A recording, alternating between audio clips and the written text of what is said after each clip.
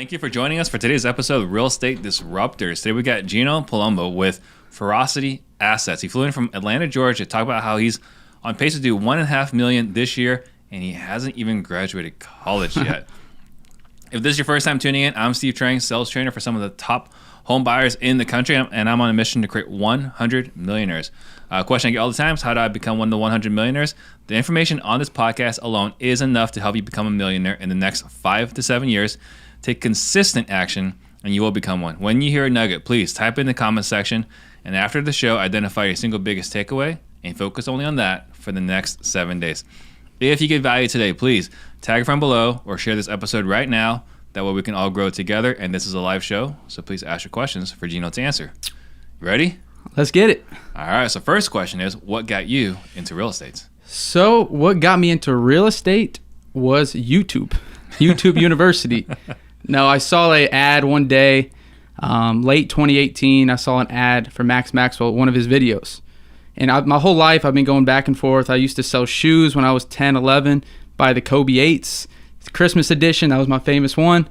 Bought it for like $150, sold it for $220. You know, at the time, 12, 13, I thought I was a millionaire. So that led me on a whole journey of being an entrepreneur, selling stuff from China, buy cables, charging cables, coolers, headphones. I would sell, and this is senior year, doing of high school now.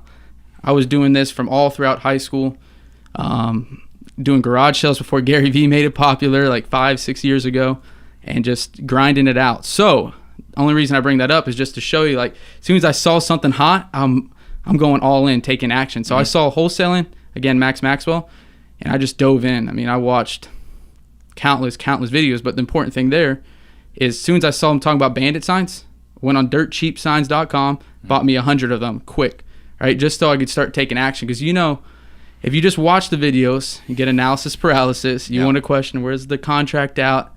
How do I find a buyer and all this? So I made sure, I was like, hey, let me just jump in here and get going. So again, I started there. I ended up finding you two, Disruptors, the podcast, through there. But again, that's how I started, just from YouTube. So were you on YouTube, like, trying to figure out your next, like, your hustle, your business, or were you just watching some mind-numbing thing and you just saw a Max Maxwell? I probably was getting clickbaited. I was doing all different things. I mean, probably watching just stock. I used to trade stocks a lot for about, I found it when I was 18, had to use, actually before I was 18, because I had to use my parents, all their info. They're watching this. They know I had to use their info to sign up for accounts. I used my mom's because my dad wouldn't let me have his record on there. So I used my mom's stuff. Again, trading stocks. I'm always looking at different things, and so I happened probably just, again, I wasn't looking for it. It found me, if that makes sense. So the first thing you saw was a Max Maxwell video, and you got hooked. And you were in college? I was in college. I was sophomore year, fall, like it was like September, October. And then the first thing you did, dirt cheap signs, bought some bandit signs. Exactly. And what'd you do with that? So as soon as I did that, my best friend too at the time was filming a movie, John Paul, and we usually did a lot of things together. So he was in a movie right now. It's actually on Netflix, Full Count. Little plug there from. He was doing that movie, and I found this. So I just took the action, like you said, and I started putting them out. Now, the reason I brought him into this is during that, I probably put out 50 signs.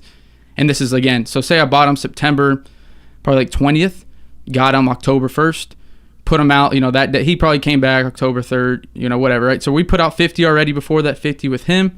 And so we just put them out. Got a call up probably 10 days into it, and now I didn't know what to do. You're right. I was already cold calling too, right? I wasn't just putting out signs. I was doing little like fist bows, like just trying to talk to people. And again, like we all were. I wasn't that good at it, but at least, you know, I knew I had to just keep going. So again, that's around October-ish. We get the call in. Let's say October 15th. Go to the appointment, right? The guy, I answer the call. And the guy says, okay, Gino, what is your guys' discount that you charge for your, you know, services? I was like, 70%, you know, because I'm so used to the 70% ARV rule. So I said 70%. And this house is in, at the time, and again, and I was kind of new to, I was a sophomore in college. I was living at my school. It's Kennesaw, right? So if you know Georgia, it's in Kennesaw. But again, I'm new to that town. So I don't even know what's hot in Kennesaw. I don't know, like, the areas, right? So and it turns out now it's the hottest area, like where this house was, and probably top 3 in the state. Anyway, so I call him up, I tell him 7, he says, okay. I was like, oh shoot, is it that easy? He said, come out and see it. So we go out there. To see it. But then remember, 0.70 minus repairs, minus your fee. Right. So he was willing to take a discount of 70%. So he's like, my lowest I would go is 210. It was like 320 is what he thought it was, whatever the numbers are, right? So he's like, I will take 210. He's already said that, right? So 310 to 210, whatever the numbers work. And he then, but then I got there and it was needed a lot of work, right? And wasn't that it was a complete junker, but it was just 1980s. No one touched it since. So I was like, I got to put, I'm looking at the calculation. It's 2,500 square feet. Oh, it's this amount of square. I said, oh, I have to minus 60 more grand. So 210, I said, oh, that's 150. I got to put my fee of 10 grand, 140. It's not going to work. Right? So I tell him I have to be at like 140. Obviously, he doesn't take it. So fast forward, we're still doing things. A week or two later, I said, let me do this actually now. Let me call up some buyers, just build my buyers list. And just see, let me just run that deal by them, right? So I kind of did it. Didn't have it under contract yet, but was, marketing, which don't tell anyone that. Don't do that. Yeah, this is not being recorded. Yeah, this is not recorded or anything. So anyway, so I got a list from ListSource. And again, from Max Maxwell's videos, found cash buyers, right? Just looking cash sales last 12 months. Got, individuals, right? I didn't know how to do LLCs yet. So I just saw individuals that bought. Skip traced one. Was calling 5 o'clock on a Friday. Got a hold of 2 or 3 that become cash buyers for me now. One that actually bought this, right? So I called him up. I said, yeah, I got this deal for 210, right? Because I knew that he would go down to 200. He already pretty much told me that, but I still said, I'm at 140. It's not going to be those. So I got him. I said, hey, I got this deal at like 210 or 212, like marketing it out as. It's this area, I'll be there tomorrow. I was like, oh, freak. I don't even have the contract. So I immediately call up the seller, right? Because again, I thought that had to be at 140 because of that formula. So I called the seller. I was like, hey, can we meet tomorrow at 10 o'clock, knowing he was coming at 12, the buyer. Get him up, call him up. Anyway, it works out. We lock it up at $200,000. Literally, when we're walking out the door with the agreement, the buyer comes in. This guy, his name is Anwar. He was the seller. I remember it like like it was yesterday. He knew pretty much what we were doing. Older guy, but he was very nice. He understood. He said, after we closed, he's like, Gino, I knew I was just helping you guys out and just starting. And I didn't even tell him I just started real estate, right? So he could tell. Anyway, the buyer comes in. I tell him, hey, don't talk to the seller. Don't talk to. I was so scared. At the beginning, and still people come up to me today and they're like, Gino, how do you do that? How do you do a showing when there's a seller there and your buyers? Like, they're going to talk. So I was scared. Fast forward, everything went well. The guys negotiate. I was asking again, like 212. They said, no, we can only do 210. I was, heck yes, 10 grand, I'll do it. We closed in a week. This was like Thursday, Friday. Friday, I got the agreement with the buyer and the seller. Closed that next week because he knew the seller was still trying to test me. So he's like, I want to close on Friday. So we end up closing 1 week. And that's what again. First this deal. And so I closed here. Let me give you a timeline. I ended up closing my first deal like November. It was like closed like November 2nd or 3rd, something like that, around that time. So it was like within a month or two of starting. Yeah. And I know that's lucky, right? I know some of the biggest guys we know them. Took them 9-10 months. So I'm grateful for that. But as soon as I saw that, then it's... So proof of concept. Exactly. Did you stop doing all the other stuff, the wires, and so you went all in on real estate? Went all in on real estate. My stock stuff, I'll be honest, failed the year before. I lost like, my guys are out there, I lost like $4,000 in art class, high school year. So that made it to like freshman year of college. And again, remember, this is sophomore year. So I was done with stocks. I was still selling stuff, garage sales, things like that, making some money here and there, right? But then, yeah, as soon as I saw that, I'm going all in, right? Yeah. So that's when we went all in. And I know I ramble on talking, but you just interrupt me, Steve. So you did your first deal about 6 weeks in, and what about after that? Like, what were your next deals like? Were they as simple, or did it become more? No. So we hit a roadblock, right? So John Paul comes on. He was my partner at the time. He comes on, and we are dialing probates, right? We saw Max Maxwell, pick your niche, go into it, right? His was probates too. We went in it. Our county site, the county we were in, they had the phone numbers. We were dialing. Now, we weren't good on the phones. We didn't know how to solve problems really as well then, right? We didn't know about the probate process. I learned. I sat with it. Anyway, we did that from November to December, and I had finals all during this too. So I'll be honest, December wasn't our most active month, but this November, December, we had nothing. I was like, oh gosh, and this is harder than I thought, right? Obviously, I just got lucky. My first deal, was a little lucky, I guess you could say. So come January, that's not till our next deal. And that was from a bandit sign. All right. Again, right? So we figured out, we're like, all right, we got to stop. We've been doing this 2 months of calling probates, and we were still putting up bandit signs during that time, but we're like, oh, we got to shift. I mean, we're not getting traction, right? So on this marketing source, cold calling probates. So then we decided, hey, come January time, we got that other bandit sign deal. And then we started then spending money on list, right? Because we weren't spending money on list. We're using the county's free numbers for the probate deal. So that's when it transformed. This is 2019 now. So it's really when I say, like, I really started it, like, going into it was as soon as that January 1st, I set my goals, watched a Brent Daniels video. I was with my family on vacation. I remember this to the day. And it was like planning out your next 90 days. Again, this was 2018 to 2019. Saw it like end of the year. And I set the goal, like 90K. My goal was the first 3 months of 2019. I didn't hit it, but fast forward, I didn't hit it, but I started taking more action, and now, like, buying lists and stuff and actually investing money more into marketing. And, I remember my first list I bought, I was scared. I was like, oh my gosh, it's $1,000, and then skip trace. I was like, oh my gosh. But so again, I just kept growing, scaling slowly, and just adding up. And So second deal in January, we connect in Dallas, not right. March. Yeah. We Live 19. So at this point, you're subscribed, you're following Max Maxwell, you go to We Live event, and that's where we connected in Kong. It's Kong. Get the money. So it's crazy to me. So, like, I mean, you actually started your wholesaling business after I started this podcast. Oh, really? So it's kind of interesting that the journey. So let's talk about your education side, because this is one thing that, Darren was on the show about a month ago, 3-4 weeks ago.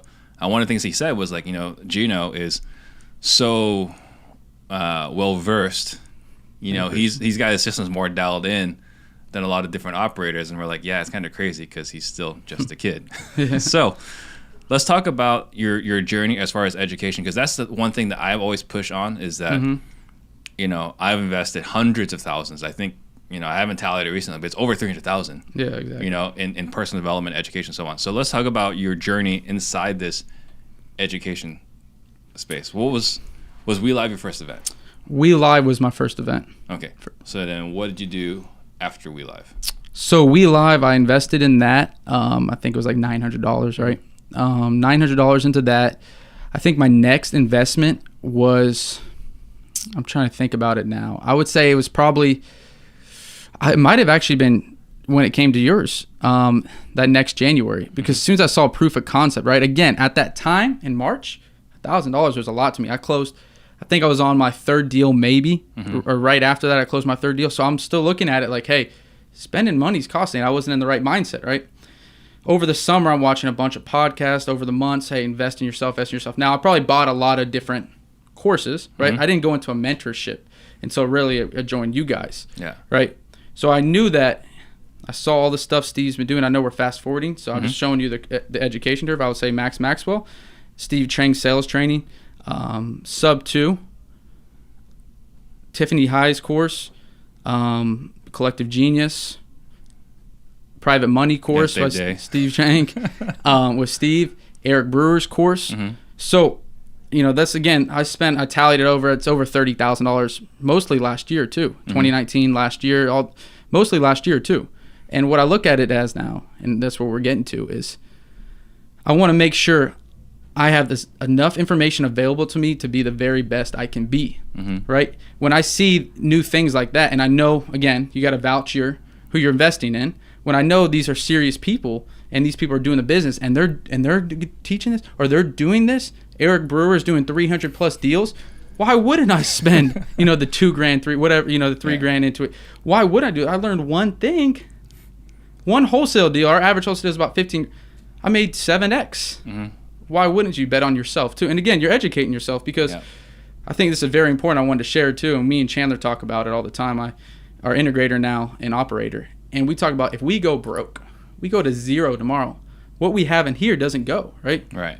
And we feel like we're set, not for life, but we feel like the knowledge we know now, we can go and start JVing with people. This, even take away my connections. I know how to build relationships. I know how to do a novation agreement. I know how to find private money lenders. And again, these are all the courses I invest. I know how to do subject to, thanks to PACE, right? Yeah. I know how to do all this stuff. So I want to know that stuff, because think about this too. I mean, not only do we invest money, we learn it and we use it now, but you also got to think of it as a tool for the rest of your life. Right. Sales training, number one thing. Steve sales training. Everyone right now, disruptors.com, sign up. That's a little shameful plug for Steve, but you learn one thing, especially sales training. You can use that for your whole.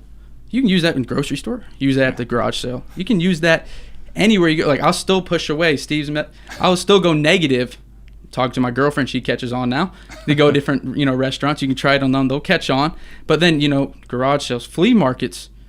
I'm at the restaurant. I'm saying, there's probably no way I could get a free, side, right? You can ask my buddies. They'll say, yeah, he does it all the time, and it works, right? So, there was something that happened with Massage Envy. We had COVID and we paused our account, right? We didn't want to go with COVID and everything else, and so I guess they always are calling me every once in a while. I was like, hey, your account is, you're overdue, whatever. It's like, no, we paused it, right? It's like, okay, and then they'll pause it again. I guess my wife didn't respond to them.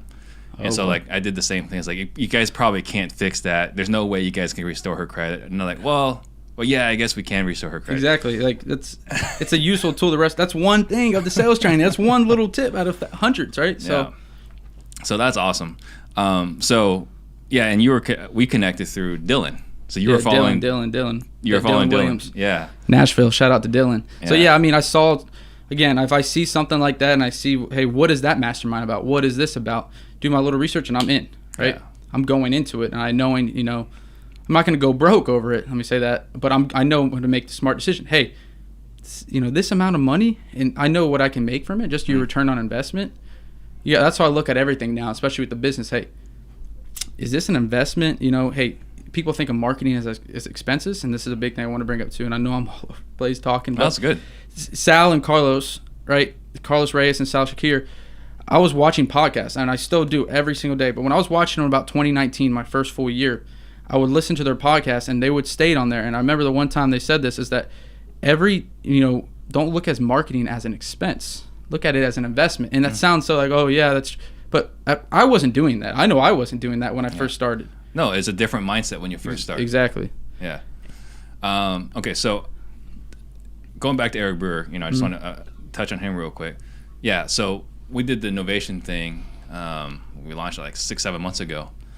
And it's crazy to me. Like, you got a guy who's doing 400 wholesale, 400 retail a year, right? And we talk about it, and we announced, Brewer Method. And we had like 4 or 5 signups. And like, for me, it's like, I will pay $2,000 so I can talk to this guy once a month. That's what I'm saying too. For me, it's like a no-brainer. But that's not how everyone thinks. So the other thing that I remember too, right? Because we did a sales call. I called you, right? You applied. I called you, and we did the whole thing to get you into the mentorship. And I still remember, like, wait a minute, this guy's in college. So one of the things I see a lot, I see this more on TikTok, but a little bit on Instagram as well, is like, what do I do if I'm 16 or 17? Should I go to college? Should I not go to college? And this and that. Can you talk about why you're in college when you're making money? So why me personally might be different than someone else. Me personally, I was lucky. My parents were able to fund my college, right? I didn't go into any debt. They wanted me to graduate college, right? So they didn't go to college themselves, so they saw that as, hey, Gino, we're gifting you, a free education. I didn't want to, I'm thankful for that, right? So that was one reason. The second reason for me is my grandpa that passed away March of 2019, right when I started doing real estate. And he was loved, every bit of it he loved. And one of the last things he said to me was, Gino, you need to finish school. Because my dad was telling him, because again, these are my first 2 or 3 deals, that March timeline. I'm like, I'm getting out of school. I'm going to go. Because again, I'm halfway through college at this point, sophomore year. And I'm like, I'm going to go. And then, so he's telling my grandpa, and my grandpa's saying, no, I want you to finish. So your grandfather's dying wish. That was one of his last few things he told me, for real. Okay, so that's pretty tough to. So yeah, I was in. All right, so sorry, mom and dad, I was going no matter. It was for grandpa, not, you know what I mean? So that was the main reason why I did. Now I see, kids asking, and they always come up to me, and they're saying, oh, should I go? it's as easy as saying, hey, what's best for you, right? Mm-hmm. If you're trying to be a doctor, and everyone says this, you got to go to school. You're trying to be an attorney, you got to go to school, right? But for me, the entrepreneur mindset, I knew, hey, even though I'm still in school, I said, I'm going in, I'm focusing on this. Like, there's no excuse. If you're in school, and people that are actually in school now, oh, I don't have enough time. First off, I know 99% of them are using Chegg or Quizlet, right? I'm taking their test, right? So, I know you can make time. There's time so many places, like Gary Vee says, you can work from, even if you're going to school, 9 to 5, you can work, 7 to 11, right? So what I have to tell them is, first, what would you like to do? What do you see in your life, right? What do you want to do? And I know that's very easy to say. But I'm trying to see from their end of it. If they're full on, that you're going to bet on themselves, take the chance. Right? I tell people all the time, if they're really invested in themselves, you won't fail. Right? You won't, especially in this business. Yeah. And I saw Pace talk about this too on Jordan Belfort's just recently, and it hit to me too, because he was like, Jordan said to him, "Hey, do you think that someone can do this? Just that they just go hard and they try to. Do you think they could 100% succeed?"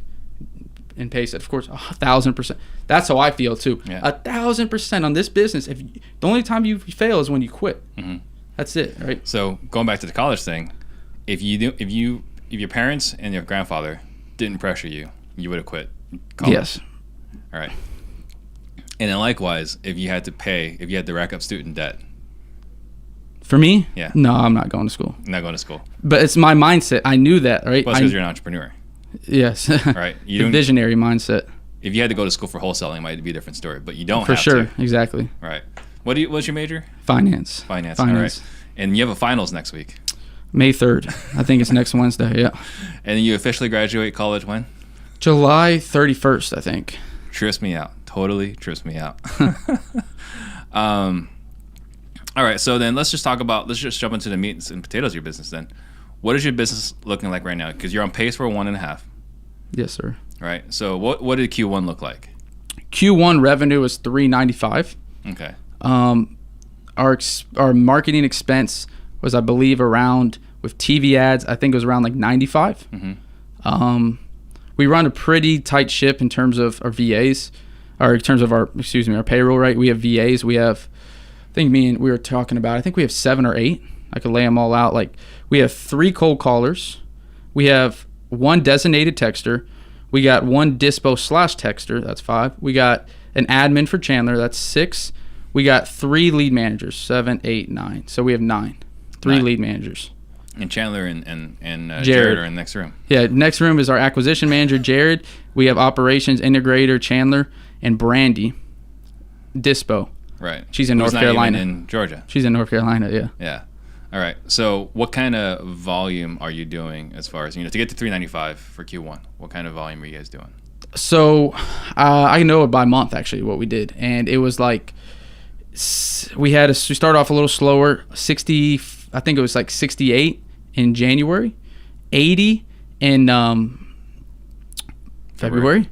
So we're at 150. And then we did like 240 come March, because we had 3 big wholesale deals close, a flip close, right in like actually the first day of March. So it was going to be like that the February mark, but yeah, so we hit 240 come March. Huge March. Huge March. Right. Okay, so then for the people listening that want to, follow your footsteps, you talked about how much you spend on marketing. What are the channels that you like the best? Okay, so we've stuck to, since that 2019 mark, we started with SMS. That's our favorite channel.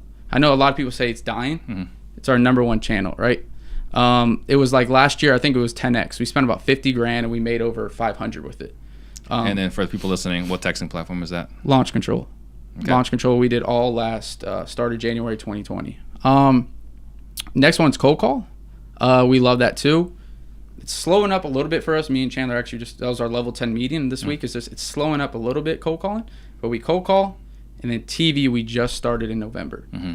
So TV started out very slow. Steve heard about it. I would always tell Steve, like, gosh, man, but I knew it would stay consistent. And now in the last week, we locked up 5 from TV. So those are our 3. That's it. And other than, we stood for the first year and a half, it was just those 2, cold calling and SMS. And I want to talk about the is it the stomach control? But I don't know what the right word is. But how much are you spending a month on TV? It's about $23,500. Okay. And then you started in the middle of the crazy re-election. Yeah. Or what? Not re-election. What did they call it? In the runoff. The runoff, right? Yeah. 2 senators. There was more money, I think, pumped in during the runoff than during the entire presidential election. Yeah, exactly. It was in like, I Georgia. think, the highest funded runoff in history, for the 2 seats. And here's little Gino trying to advertise at the same time. Yeah, no, it wasn't was expected. Yeah. Uninspected, right? Yeah. And so I want to talk about this because a lot of people could look at that and like quit. Yeah. And you were uncomfortable. I would say so, yes. So I was uncomfortable. You want to talk about those challenges? Well, so we spent roughly, I think it was we spent probably 40, 50 grand from November to December, 0 deals closed. All right. So you're looking at me. I'm a little weary about that. Obviously, anyone would have that in their stomach. Now, we did have a probate deal. That was a 30K that was along the path. So I wasn't scared out all the time. And then that deal fell through because of different things. So again, 50 grand loss, but I still saw it as, hey, I got to keep going, right? We're still smart with our numbers. We still knew our numbers, but I had models to look at, right? So I had Ryan Pineda. Mm-hmm. I had, Darren, obviously he's doing it, right? Darren running that. In this market. They're doing it in Phoenix. So I knew it's possible, right? So I took it and I said, hey, let's just give it some time. And we're monitoring numbers. Don't worry. We're looking at our numbers. We know we're losing 50 grand. And so, now it's paying off. Let's just say now we have in queue from TV, just in those 5 contracts, it's roughly probably around 100, 120 at least. It might actually be more than that if we wholesale them. Yeah. And then, you and I have had personal conversations, right? Yeah. About whether TV makes sense or not. And I was pushing you to be the face, right? Yeah. Because initially you were not the face because you wanted someone that was a little older looking.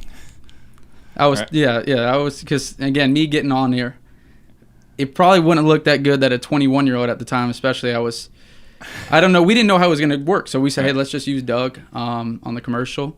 And not that it didn't work because we still closed deals come, January, February, but I switched over in March. That's what you're bringing up. And Steve was helping me out because I was still stressing about all the paying him in or paying the, every single month and, just the situation. But Steve was telling me, Gino, 1, he told me get on the commercial, which I'm on the commercial. And 2, he just was keep, making me feel TV's the way. You build a brand, build a brand. And so. Yeah, well, so that's the reason I'm talking about it because you're in Atlanta for a while, right? Yeah. You're 22. You might be doing this for another 20-something years. Hopefully, yeah. Right? So for me, it made sense for you just to be the face because you got, and for everyone listening, right? If you're doing TV, maybe you break even on TV. But how many JV deals are you getting? Yeah, exactly. How many referrals are you getting from realtors? How many referrals are you getting from other wholesalers? Yeah, right? exactly. So it's kind of hard to track, but that's the reason why I was pushing you on it. Yeah, that really helped me because I would think about that. I was like, damn, Steve is right. Yeah. Because if I break even, I got the brand, right? People come up and I have people saying, oh, Gino does, and they, like you said, other wholesalers see that, hey, let's JV with Gino. He's a real, he's on TV, right? Yeah, you get credibility. And I think you said like your friend from high school or something reached out to you. Yeah, a lot of them like reached out to me and they're saying, oh, I saw your commercial. What are you doing? Like all this stuff. Like they didn't know because. Right. So, we always push, like go on Facebook and push, let everyone know that you're doing real deals. estate. But man, you're on TV saying you're doing real estate. Like everyone's like, okay, maybe we need to send Gino our deals. Exactly. The other thing too is going back to investing in yourself, and this is totally self-serving, but we got Pace, who was here just a moment ago. Yeah, exactly. Right, and we got Eric Brewer. So, and we got private money. So you've learned all these different tools as well. So someone that's doing TV with a cash-only option, doesn't have as much ability to capitalize on it. So you want to talk about how you've been able to leverage Sub2 and how you've been able to leverage Novation with TV. Well, so for that instance, it's just now I can put out at least 3 offers, and even 4. I'll tell you one, we're hitting cash, right? We want to get cash if possible. Cash doesn't happen, and we're somewhat in the range. We'll pitch the Novation, right? There's got to be a reason we come up from our cash price, like Eric talks about, right? So we offer someone $200 for our cash price, and they're at $230. we might go up to 215, but the only reason we're going to go up to 215, Mr. Seller, is if you give us these terms, right? Mm-hmm. You give us these novation terms. You let us put it on the market. We'll give you your cash or 200, and we'll do all the, terms. I'm not going to pitch it here, but hey, we'll do all that for you, but it has to come up to 215, right? So that's another way to do it. They still say no. Well, then we go into terms, right? We go into saying, hey, can we do owner finance? Can we do subject to? And again, that's from Pace. Eric Brewer's from Novation. And Steve's sales training for cash, right? Getting them low, right? Using tactics, right? Anchoring, price anchoring, all that stuff, right? So, and fourth, the boring retail. Take Steve, the broker. But then 4, we pitch to retail. Hey, I think your best bet's just to list with a realtor. Okay, yeah. Do you have a realtor already? All right. So this 4 gives us, now I got 4 tools in my tool belt. Right. Versus a new wholesaler, one cash offer, right? Yeah. So then I want to transition to something a little bit different here is partnerships. So everyone that thinks I hate partnerships, I want to be clear. I don't hate partnerships. I just think they're challenging.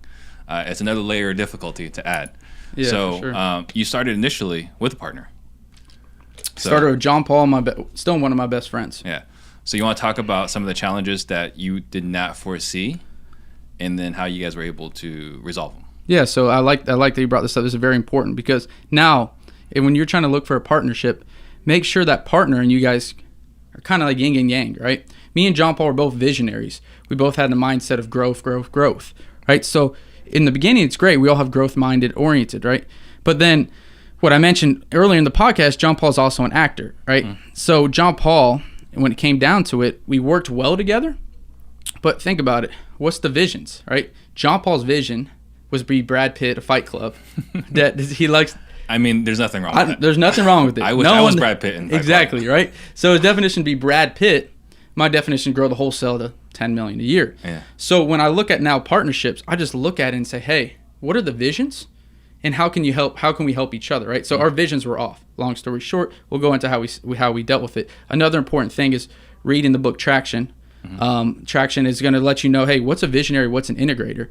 Since me and John Paul had the same mindset, it was kind of two working the same, right? North and north, it doesn't go together, right? It doesn't attract, repels. Yeah. So what we saw is like when we started looking at the business model, when we started breaking our charts down who does marketing, who does sales, who does operations, who does finance, we were kind of good at the same thing. So what about the other side of it's not good business, right? Yeah. It's not as good as it could be. So we just didn't, again, that's what happened. Visions didn't align. We were all 2019, all 2020, and we said, hey, you're getting bigger in acting. Real estate's picking up more. It's going to be harder if we do this even farther down the road, right? We should probably work on like separation or, end the partnership just because, again, and he understood 100%. John Paul, as a friend, he's couldn't ask for anyone, but he understood where we're all coming from. Hey, your visions didn't align. And, we parted ways, did it, paid him out, right? Yeah. So. But it's also difficult because you very mentioned difficult. We could do this now, we're going to do it later. Exactly. But it's going to happen. So it's better to do it now. Like, did you have to, I don't know, do some breathing exercises? Did you have to pump yourself up to have these conversations? No, I mean, it's pretty fair because we've known each other since we were 8. So, I mean, 8 from baseball team, wow. T-ball. So we known each other for a while, right? So it wasn't like, JP, I need you gone. Bye, see you later. I was like, JP, you're trying to be not you're trying to be, he is. He's got a movie too coming up, another one. So you're an actor, right? Your goal is to be Brad Pitt, right? Or be a top actor, right? So my vision's real estate. How is that? Look 5 years down the road, it's not gonna work. And he understood that. So it was a very mutual agreement. And we're both, I think we're both happy, right? So that's good.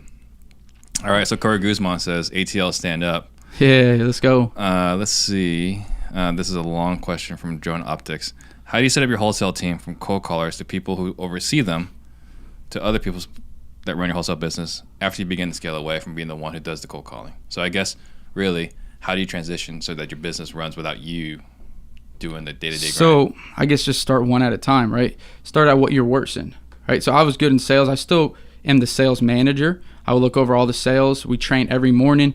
So I stay on sales, right? I'm not good at the operations and marketing. Why? Because I'm a visionary, right? It's not my best use of time, right? I'm moving too quick, whatever. So I made sure, hey, first, let me get some of that admin stuff off. Everyone starts with the data admin, right? I'm not pulling lists and put into the skip tracer and all that stuff. So we hired a VA first. To answer his question, I would start one thing at a time and what you're worst at, right? What you're not as good at, because that's going to alleviate you from that task. So you can focus on, for me, calling sellers, right? So again, my best advice would just be take your time and don't see a lot of people scale fast or they try to hire as many people, but make sure first you've done every single thing in that position, right? You've done every job. Yeah. And then slowly work your way, and then again, hire the right people. That's easier said than done. We know, Steve. Yeah, that's challenging.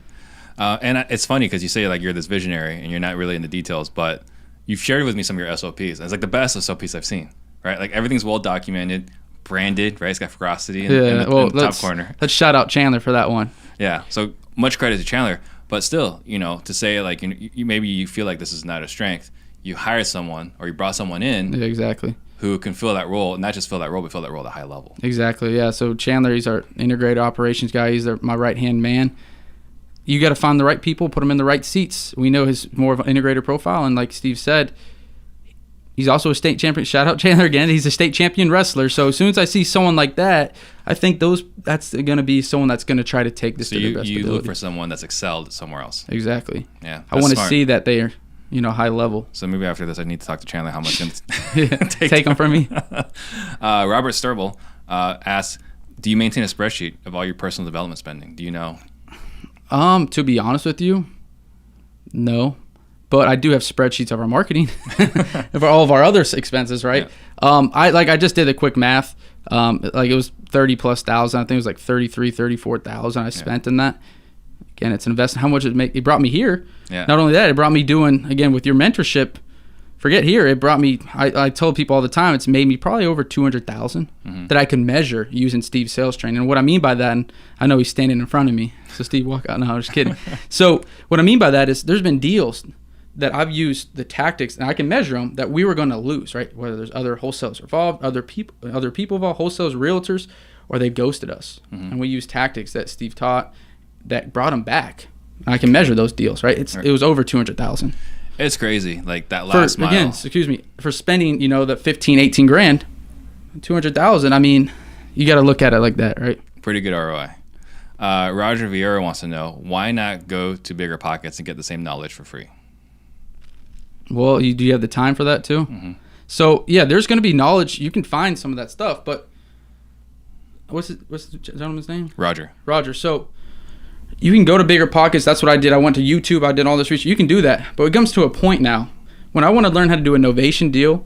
I got a guy doing 375 deals. I get a call with him every single month, and I can learn directly from him.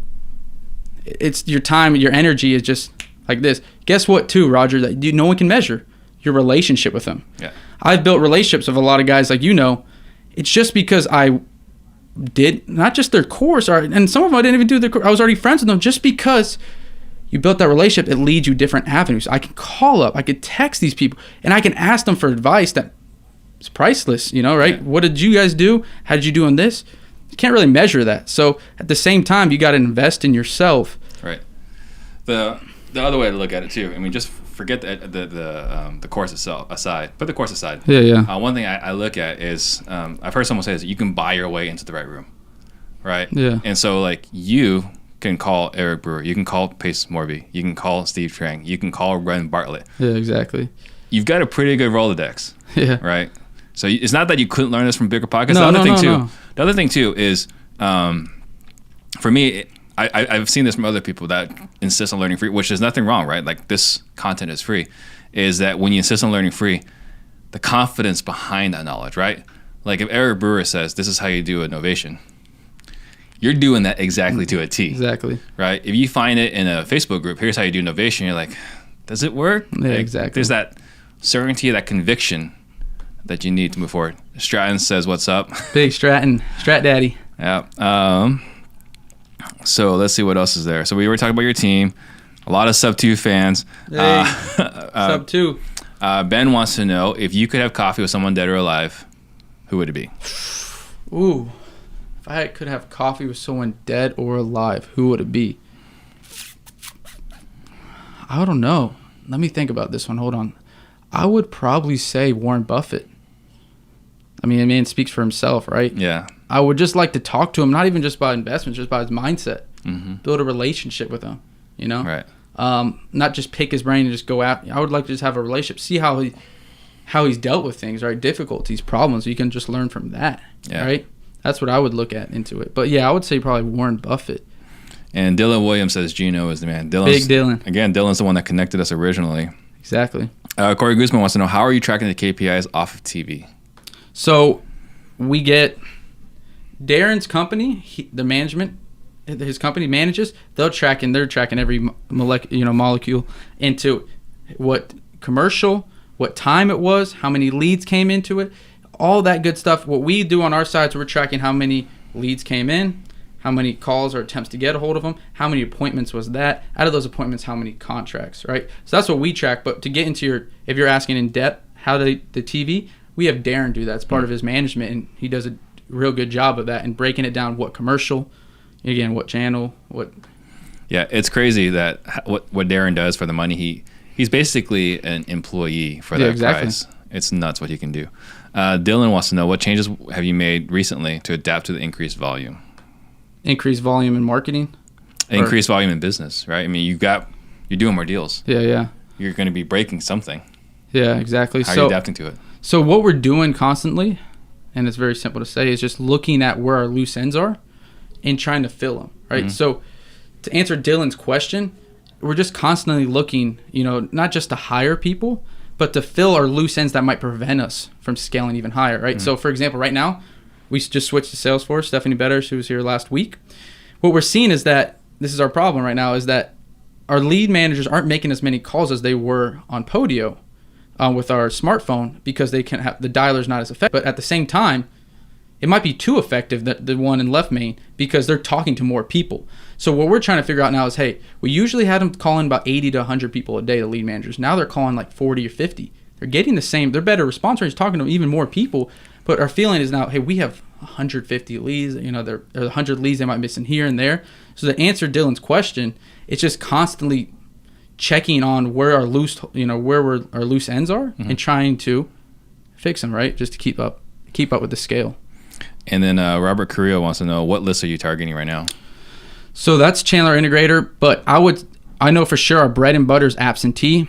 At this point, we're sending out about 30,000 texts, and it might be even more. Chandler, if you guys see him on my Instagram page, you could ask him. But we're spending a lot on data, and Steve, is you can't really get granular with that data when you start texting and cold calling and all that. No, not when you get a big volume. Is that 30,000 per month or per day? Per month. All right. But that's new prospects. So we do follow-up texts. I mean, Chandler, again, we're running numbers, 1,000 texts a day on 12, 1,000 new 1,500 text messages a day. New prospects. Got it. I love that. Warner wants to know, does your commercial have your sexy stash in it? No, it doesn't. I couldn't scare away the kids. I couldn't scare away anyone. Fortunately not. And then Stratton wants to know how long it took to grow one. To grow the stash? Mm-hmm. That's a good question. I would say from this point on, now it's probably been 2 weeks. Really? Yes. My goodness. All right. So Claudio wants to know, do you plan on going virtual out of state? That's a tough one. That's actually one of our issues list for the long term right now is, hey, what are we going to scale to other markets? Right now, technically in Georgia, we run a pretty virtual market, right? We're locking up on the phone, which is a whole nother conversation. Locking up on the phone. Dispo, we hire our, I guess you say boots on the ground, but our friends to go show the homes, take pictures. So do I think it possible? Yes. Down the road, I could see us scaling to other markets for sure. Okay. So to expand on that, you guys are doing virtual. Darren says don't do that. Ryan Pineda says don't do that. Not only that, too. This is it. You got Darren. We know their numbers, right? Mm-hmm. Millions. We got Eric Brewer, millions. We got Ren Bartlett, millions. We got Ryan Pineda, millions. You got these guys doing that. So now, that's another difficulty. So I'm not perfect here. What I've been talking to Jared Acquisition is we got to go on the more appointments. Mm-hmm. It's just, how are you going to be? It's stupid for me to. I have these big guys, these players, all go on in-person appointments. Why wouldn't you? Now, I think a lot of them run the TV model. They're not doing the SMS and cold call as much, right? I think they are. Oh, okay. Well, then screw me. But what I mean by that is that for us, I mean, what I mean by that is we got to go on more appointments. That's it, man. So, I mean, that's why we're working. We're still We're getting new acquisition guys. We're trying to work in that model. Hey, if we're close on something and we can't get them on, we're going to set that appointment. Yeah. And I'm not saying that you're doing it wrong, right? No, I mean, we're going to Oklahoma City and we're going to be doing it virtual. Yeah. And Darren looks at me like I'm crazy. So I'm not saying that you're wrong. I was just asking what the thought process was. Because that's what I think about. I just told someone yesterday this. I said, look, these poor guys are doing this. And I always tell them, like, what am I doing? You know, like, you can work a mix. We know other guys are doing hundreds of deals a month, you know, that are doing on the phones. But at the same time, like you're saying, Claudio, the scale, that's a tough thing right now, too. In person and not in virtual. That's something, that's another difficulty we got. These are all the top, like, 3 difficulties we got right now. Yeah. So, guys, we're at 50. So if you guys can share this, let's share this in some other Facebook groups. Share this so that other people can learn about this. I mean, I think it's interesting, right, having someone that hasn't graduated college yet doing the kind of numbers he's doing. Ben wants to know the CRM that you're using. So the CRM we're using, we just started using Left Main from Salesforce. Salesforce and the workspace is Left Main. And we've used them now. We used Podio for forever. Now we switched out the last month. And I'm going to tell you, it's night and day difference. Why did you switch? Well, the big reason why I switched is because the people that I know, all the guys we mentioned before doing millions and millions, literally said, I would have not have done my CRM, my Salesforce that they spent hundreds of thousands. I would do this one. Hey, this one is so. When I'm hearing the big guys doing that, just like the education, I'm taking action. Yeah. Right, because these guys know what they're talking about, and not only that, our Podio weren't. I knew we had some limitations on it. So what were those limitations? A lot of it was automation. With Salesforce now, it's just quick automation and also usability, right? One, the software in Podio, or the system on Podio, would shut down. It would, go offline. It was slow if you had a lot of apps open. All these things played into how many times we could call. And this one now, it's all on one screen. We can email. We couldn't email on Podio, or at least we didn't, have the integration. Email, you can text. We could do it on Podio, but it wasn't as, this one gives notification. Perfect, right? Text. We can just, the click to call is just as good as smartphone was. Running comps, pulling up Zillow, for me, it was just usability and that what you could build on Salesforce. And I know your wife, she's a big Salesforce, what you can do on Salesforce. If we're trying to grow this company grow it, we're going to need the systems to grow it. And I knew if I'm seeing guys making $5, $7, $8, $10 million that are saying, I would have done this, that's my perfect chance. Let me go in, right? And let's say this too, the price. So, the price is stupid cheap. Let's talk about taking action, right? Because Max Maxwell video, boom, bandit signs. We jump into the call, you signed up. You heard about CG Select, you signed up. Yeah. Brewer Method, signed up. Sub 2, signed up. And then you hear about Salesforce, he bought it. There's a lot of moving fast. Do you have any challenges with shiny object syndrome first? I did for sure. Until I started looking and paying attention to your podcast and you talking about not chasing the one thing, right? I got the book for actually Chandler too, our integrate. I look at everything and I'm saying, and Chandler will tell you again, he'll say, Gino. He's like, Gino, he's coming up with ideas too, because he is partial visionary. Yeah. And I'll tell him real estate. Yeah. So I for sure had shiny object. Everyone, we have looking, hey, let's start a cold call team. Let's do a title. I've been thinking of, but I realized, I said, hey, look, let's think about this once we hit 5 million a year. Let's think about this when I'm completely out of the business. So now I try to prevent myself. But to answer your question, I did have shiny object syndrome. Now I try to kind of be pessimistic a little bit, and I don't like doing that, but I try to shut down a lot of things. So then how do you do the fast action taking? For me, if I know that these guys or these people I'm looking at are teaching something that's, because it's not a whole business model, right? It's helping my real estate model. If it's like, if Steve, you said tomorrow, let's start renting cars, I'll say, no, I'm good, Steve. I'm good with that, right? So when I'm seeing subject to, I know that's going to help my tool belt, acquisitions, innovation. That's going to help my tool belt. Private money, it's going to help me take down homes. The collective genius is going to help me be around better people in the real estate industry. It's a no-brainer for me. Right. If I see someone, again, car rental or e-commerce, right? I'm starting now let me focus on this. And if I am going to do that, I'm making sure someone's put in place so I don't have to do that. That makes sense, right? Absolutely. No, that makes total sense.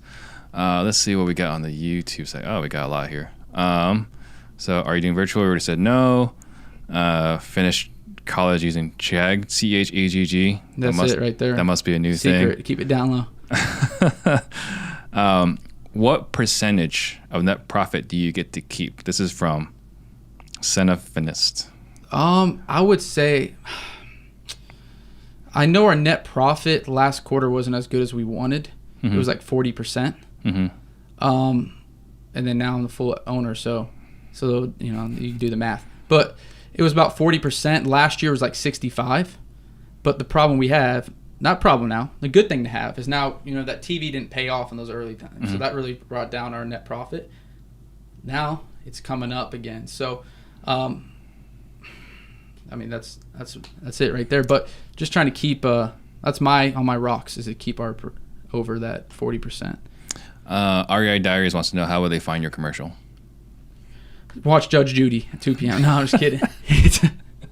It's at it's on Atlanta's local channels, right? You don't have a YouTube of it anywhere? Oh, it's on my Instagram. There you go. You can look at my Instagram. I'll give it at the end. Yeah. You can see it. Sorry about that. Yeah, go on my Instagram. So this is not Zoa. This is Rain, brought to us by our guest. Yeah, brought to us by actually Jared too. Yeah. Acquisition manager. We needed it after running this morning. Oh, let me touch on this. I run Monday, Wednesday, Friday in Gilbert, 5:30. I post about it on Instagram. Only one person runs with me. Like, if you lived here, would you be running at 5:30 in the morning? I would be getting up at 4:30 if I had to. Yeah, because you did this morning. Yeah, exactly. Right? And so, you got Eric Thomas, who says, only if you want to become wealthy as much as you want to breathe, right, will you become wealthy. And, for me, it's mind-boggling, right? I'm not a multimillionaire, but I've got one. Yeah, exactly. Right? And no one wants to run with me. Yeah, I remember you always posting, and you're like, you and Pace, and the Pace, and you guys used to run, and said, you would say, no one's here. I said, are you guys, this is, again, this goes to the relationship side. I actually look at it, and they'll tell you, my friends, I look at it, when I went to meet with Kong, I'm not asking them business stuff. I'm talking to them personally. When I'm meeting with, any big time, any guys in general, I don't want, Pace, too. I'm not going to be asking about the subject. I'm not going to be asking. I want to build a relationship. And so what's the perfect way to do that? Hang more time with them, and especially not in the office. Right. So if you guys are running, I'm going. I texted you right before I went to bed. I was like, oh, yeah, Steve runs in the morning. Let me text him what time. Gave me the address. We all went. Right? So you brought your whole team. brought all the guys with me. Yeah. So it's crazy to me that no one else is running in the morning. Salim Usman wants to know, how do you know it's the right time to go to my sales training? How did I know it was the right time? Well, I knew one thing is that I knew I was leaving money on the table. I was the only one closing the deals. I knew I was good, but I knew I was missing out on sales. And how I knew that is they would be selling with another wholesaler. I didn't know how to handle that. Oh, okay, no, we can come higher price. Right. I just knew that at the time that even though sales was my best thing in the business, I knew there's always room to grow. Right. Yeah. There's always going to be more things you can learn. And so I saw your stuff, and my friend Dylan, speaking of him, he referred me. He said, yeah, it's great. Not only is it sales training, you got the mastermind call with Steve, not one-on-one, but in a pretty small Zoom group, right? And get to, pick his mind, not just on sales. So I was no-brainer for me, right? Signed right up. And then Dominic Baca mentioned here, he just fired himself from his 9-to-5, so congratulations. That's good for you. There it is right there. Let's see. G. Subman Nafai. 24, wishing knew about credit cards, burned through 17,000 mentorship and marketing with no deals in 6 months. Any tips for another young guy trying to get back into the game ASAP? Any good tips? My first tip would be take action, but you did take action. It just didn't work in your favor at that point. So what I would do is go to someone in your market, find who's doing deals, right? Who's the top guy in your market, or who's one of the top guys. And for me, what I would do is I would work for free for that person, personally. I would work and I don't know what position you're in. Obviously, it's easy for me to say that because I'm 22. My parents would take me in if I went to zero. But work for free, because if I had guys, and I do have guys, our interns. We have interns now. And they come with us. They work for free. And when I see that as a business owner, I know I want to have these guys long term, right? That vision. So, again, to get back into it, I would be trying to work for someone that has done this business and succeeded, and work for them if you have to for free, or work for them discounted price. Again, I know it's easy for me to say, but just to show them, and the education you learn. Mm-hmm. You learn how to work VA, how to hire. What's the price on that? We don't know. Right. Right? So yeah, we can spend money to go learn from somebody else, or we can work for somebody. Yeah, that's what you're famous. And not have to spend. Yeah, exactly. Right? Learn on someone else's dime. I mean, like, I started at Intel. That was my first job out of grad school. And, man, they have a great training program. You can learn a lot of corporate stuff now. I'm not saying this stuff translates well, but you get to learn from somebody else versus spending money, putting on your credit cards. Ron Dalal wants to know, can you do novations in Texas? So do you know the answer to that question? I would say yes. I've seen people do them in Texas. So I'll answer that question. Yes, you absolutely can. I know someone that's doing double-digit novations every single month in Texas. Benjamin wants to know, where did you hire your VAs? So my VAs, I first got my first ones from Upwork and Outbounders.com. Upwork and Outbounders. But now I haven't went to go hire or put in an application for a VA probably in a year plus because we're getting referrals. We have three of them that are in Venezuela. They're all friends. That's why. We started with Eric. He was our lead manager. We have the admin, one of the best admin, perfect, just an integrator to Chandler's right hand. Mm-hmm. And then we have our tech. So answers questions. I know I like talking a lot, but referrals now. But Upwork and Outbounders. Christopher Johnson wants to know, should you learn sub 2 first or wholesale? Me personally, I would say wholesale. Yeah. First, I want to learn the principle, the main, the what needs to go into it to start building the cash. Mm-hmm. And then I would start diversifying and seeing how I can give the cash. Now, I know how wholesaling works, the whole process. Yeah. Let me focus. Sub 2, it is very, it's challenging. It's very, I don't know what not expert level, but you know what I'm saying. It's level of difficulty. But Pace also gives a way to make it look, and if you learn from Pace, it's a lot easier. Yeah, if you can learn from Pace. Yeah, so I'll just touch on this real quick. I think wholesale is easier to learn and execute, but you have more opportunities with sub 2. Yeah. Right. So you got to balance it. I think pick one, go hard.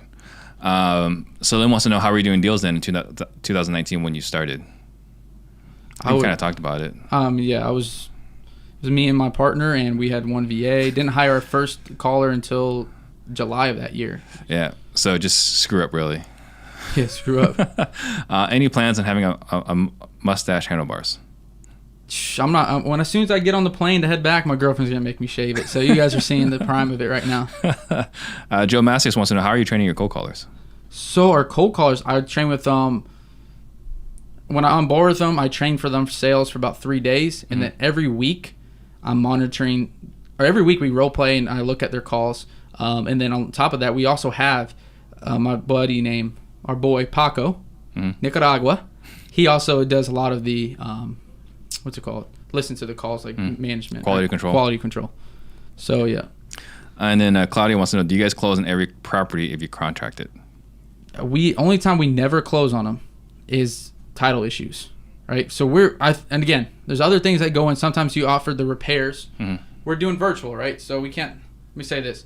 If it's unreasonable, and again, Steve's favorite, sellers are liars. But if there's a way we can do it, we're going to do it without any price reductions. I know people in our market that will literally purposely price reduct every property, and they're making videos on it. I'm not going to say any names. So I would never do that. Right. If I would lose money if I had to on a deal, if I had to sell it, right? But every deal we try as best we can. And again, sometimes the guys will say it's in good condition and it's a complete wreck, and we have to ask for reduction. Now, I think there's been 1 or 2 in the last year out of how many deals now? Like 65, 60, something like that. That's it. But that's not title problem deals. That's just deals that we miscalculated on. Alex Babia wants to know about the Transformation Poppy. That's his name on Instagram, Alex. I actually just bought a 17 unit with Alex. Shout out Transformation Poppy. We closed on it Monday. Talk about that 17 unit. So 17 unit, SMS lead, launch control. Been in talks with them since October. $900K he wanted. We ended up contracting it and buying it for $789. It's in a rural area of Georgia. 17 units, gross rents are $9,100 right now. We think we can raise it to $10,400. That's on our agenda. And our total debt on it with taxes and insurance PITI is $4,600. $4,600, might be even a little less than that. Sorry, we just got it, so it's $4,600. So you guys are keeping it. Keeping it. Awesome, good for you. Yes, sir. Do you have a partner right now? No, I do. What I do is that I do profit split with my integrator. Got it. All right, let's see what other question we got here. Steve, when's the next sales training? Our next one's in June 11th, so send me a DM about that. Christopher Johnson says Pace does make it look easy. Pace is like Tiger Woods, right? Like if you're good. Michael Jordan. Yeah, it just looks easy when you're good. But it also comes down to reps. If you guys actually remember the very first episode I did with Pace, he talks about how he wants to go on as many appointments as possible so he can be the best. Yeah. Right? That's a different mindset. And we would probably say he is. I would say he's, what was it? I've said he's the Michael Jordan, right? It's when talent meets hard work meets coaching. Yeah. So Tyler Hurst, if you're already in the partnership, your visionary partner is not an integrator, what's the best way to find an integrator? Personally, how I found it, this might not be the best way. This is how I did it, right? Steve, you can put your input. I know he's a lot more educated on this than me. I just look for people around me that I knew, not that it's a bad thing, but they didn't have the entrepreneur mindset, right? Not 100% at least, right? So they're looking at it as, that's okay. That's all. That's what I really think is I looked at people around me. It's easy for me to say, again, because I just found our good friend. He was actually a roommate at the time. It was me, John Paul, and him.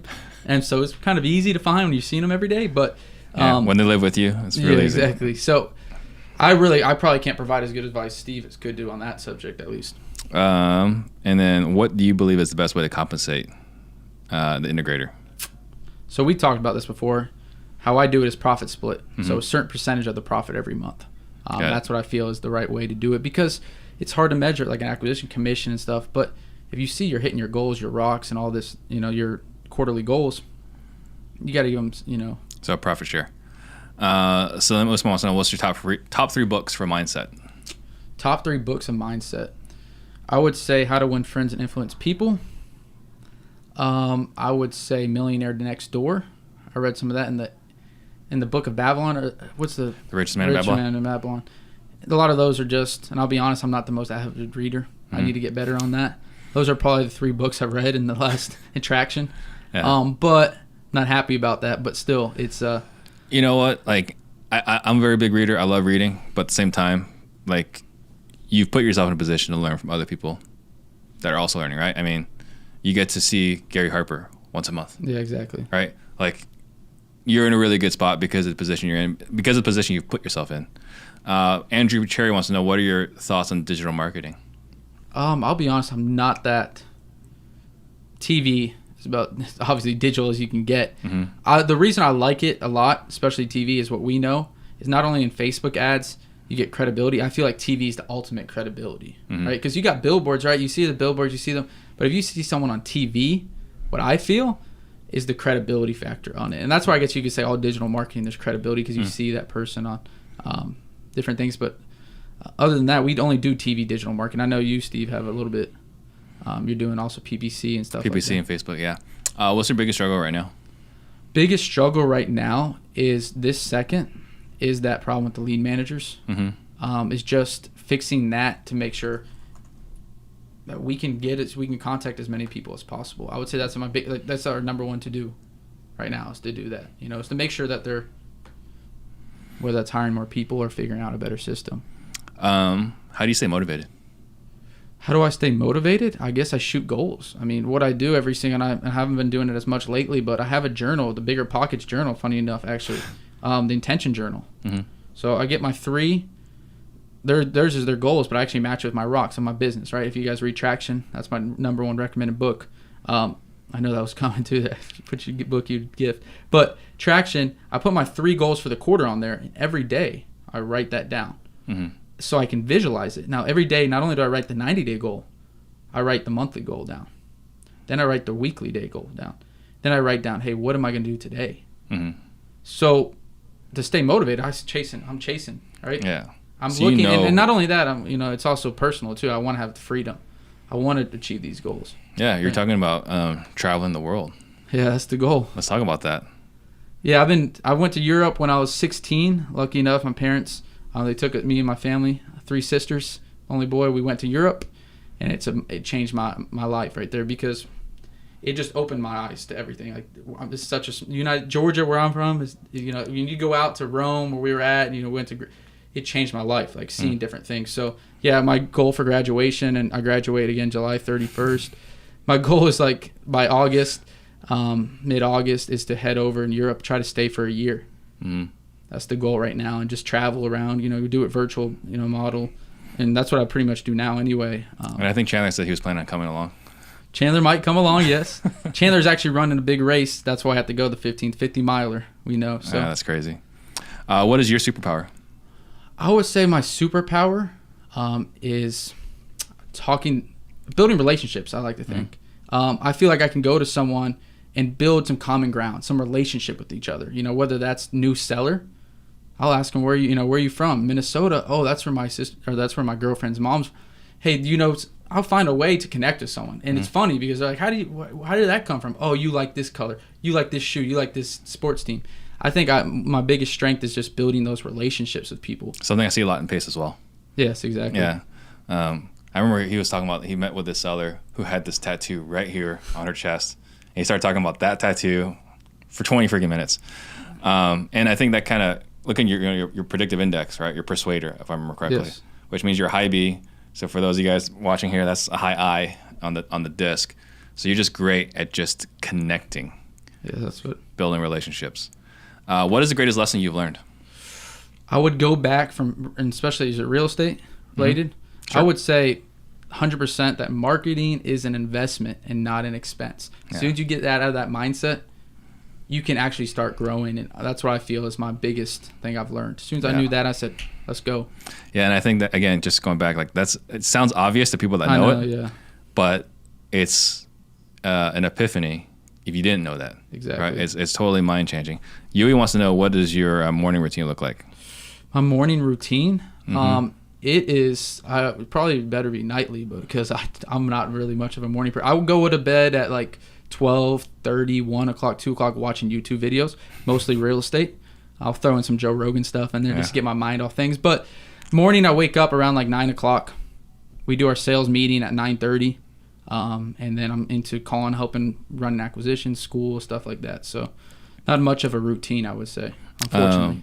Tyler wants to know, do you guys in Venezuela lock up deals on the phone?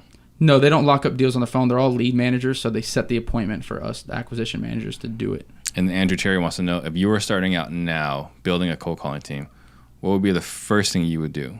The first thing I would do with building a cold calling team, obviously other than getting cold callers, I would probably, if I'm starting out brand new again, if I had no money, I'm watching as many videos on sales training as I can. Brent Daniels does a good one. I would be doing that. If I had money, I would be doing Disruptors sales training, because you got to find a foundation for them. You got to find what you're going to be talking about, what you're going to train them on first, and then you can. That's basically the cold call, training them up, making sure you have the right people, and that's what I would do personally. Is I would then just dissect sales training. And I'll talk about mindset as well, because you could kind of like take it easy a little bit. You could. Me? Yeah. But whenever we're messaging, you're always watching something, right? Yeah. So like we talked about this. You're listening to the recordings from Sub 2. You can't make it during the day. Exactly. So you watch it after hours. This is like your wind down. Yeah. I'll tell Jared to be laughing right now, because I tell him, like, you're driving, you're going to the car, you better be watching Pace closing a Sub 2 deal. He's like, I'm listening to country music with the windows down. Yeah. I'm not doing that, right? So I tried to, any free chance I got, put up on there, YouTube video, subject to any education, some Disruptors videos, just recapping, because if you like the business that much, and let me say this too, I also love, just putting on some music sometimes and just driving and not thinking about anything. So, but at the same time, I try to put as many effort and hours in education. I've been doing it for 17 years in school. Yeah. People think about that, right? They're like, yeah, I don't want to watch this. I don't want to go through this core. I'm going to take my time. For me, especially, it hits home. 17 years in school, right? And you're telling me that I can't watch and learn. That's something that's actually going to make me money. Going to make me money. Yeah, but I still think it's a mindset thing. There's people are like, okay, I worked hard today. After 7 p.m. I could just take it easy. Frank Cava, right? He's a guy, another Collective Genius guy, and I love, his interview question. It was like, tell me about yourself. Someone says, I'm a hard worker, and like before he'd be like, oh, okay, you're a hard worker. Yeah. He's like, okay, tell me about being a hard worker. Yeah, exactly. Like, what do you do after you put your kids to bed? Exactly. And if the guy says, well, take it easy, it's like, okay, are you that hard a worker? The guy says, yeah, after I put my kids to bed, I'm going back and watching sub 2 videos. I'm going back and watching the sales trainings, right? Yes. So, okay, that guy, watch out for him. If my girlfriend's watching right now, she'll tell you, like, he's like, I'm addicted. But I'm like, give me some slack, all right? I will drop it. I will do something. But she'll tell you, I won't get off my phone and start, texting sellers or texting people. Well, and again, people have asked me, like, what does everyone in the show have in common? And it's the obsession, right? And someone could say, maybe you take it too far. Yeah. Maybe, but you wouldn't be here. And Exactly. you wouldn't have the success if you weren't obsessed with the business. So I'm going to let you think about what you want to leave the listeners to leave with. Well, I make a couple quick announcements. Guys, if you get value today, please like, subscribe, share, comment. That's what helps us get the algorithms to push our content more so we can help more people create more millionaires. Next week, we got Brian Davila. He's going to be coming in, talking a little bit about future flipper rookie and how he, I think, is Ryan Panita's first mentee and what he's done with that information. And then we have our workshop on May 21st, 22nd, and our sales training on June 11th. If you're interested in the workshop or the sales training, send me a DM, and I'll send you the right information to check that out. What are the last thoughts? 2 ones right now. 1, you can never fail unless you give up in anything. That sounds, again, obvious, but you can never fail, if you don't give up. 2, invest in yourself. Because I know Steve keeps saying, in this education, invest in yourself. Because, again, what is your return on investment? I'm looking right now. If I'm struggling at all with sales, I'm going right to disruptors.com and I'm gonna try to sign up, right? Because are you trying to grow? Because again, you can learn this stuff, a lot of it on YouTube, but being hands-on with the one teaching you, and I'm gonna be honest. Obviously Steve's stuff's better than what's on YouTube, but it's the mindset of you're ready to grow, invest in yourself. Because again, it goes back. The stuff that's in your head now, it's not leaving. Your money might go in your bank account, but this isn't going anywhere. Right. So that's why we see a lot of millionaires, they lose it in something, but they'll come right back because it's all in here. So that's my best thing. Whether it's not in Steve's, whoever's sales training, whatever training, I think it's the best thing you could do is invest in yourself. So it doesn't have to be with us. No, right. Doesn't have to be with any of the other things that I promote. It's probably not a good fit. It might not work, but something, investing in yourself. And I look back, and this is your last thought, but I'll just leave this real quick. I'm in some rooms that are amazing rooms, right? Guys that are crushing it. Like they're just murdering the business, doing 30 plus deals a month. And I'm not at 30 deals a month, right? Yeah. But I get to be in this room because of how much I've invested in myself all the way up until this point. That's what I'm saying. Right? So the opportunities that are available to you, if you invest in yourself, is unlimited. So if someone wants to get a hold of you, how did they do that? So my Instagram handle is Gino, Gino _REI_ATL. We have a YouTube channel. We're starting to pick that up now. I'm going to start investing in some of that content. And that's Gen Z Real Estate. Gen Z Real Estate. And then finally, Steve told me not to do this, but I'll give you guys my phone number. Pull a Pace Morby here. Pace Morby. I knew what it gave, but at least try to, if you text me, just let me know where you're from and your name so I could save you in there. It's 770. Steve isn't like it now. 770-756-3964. If you could, again, just put your name and what state you're from so I can save it in there.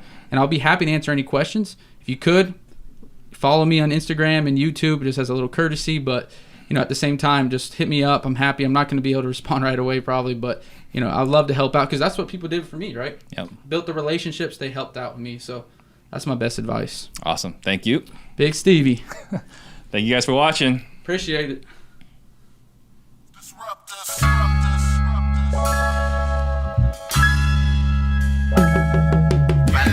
Yeah, see we real estate disruptors. Can't nobody touch us. And yeah, we about to give you game. Shout out to Steve Trang.